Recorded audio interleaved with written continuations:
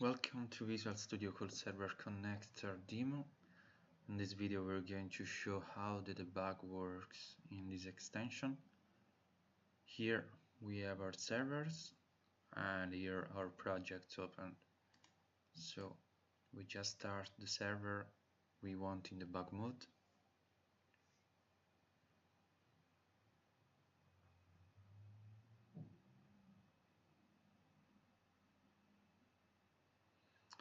After it started, we can put some breakpoint wherever we want and we can start debugging.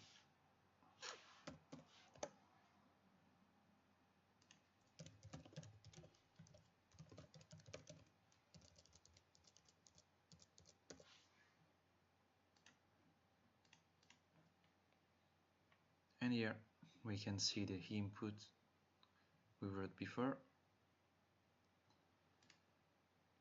We can continue and see that our user was registered.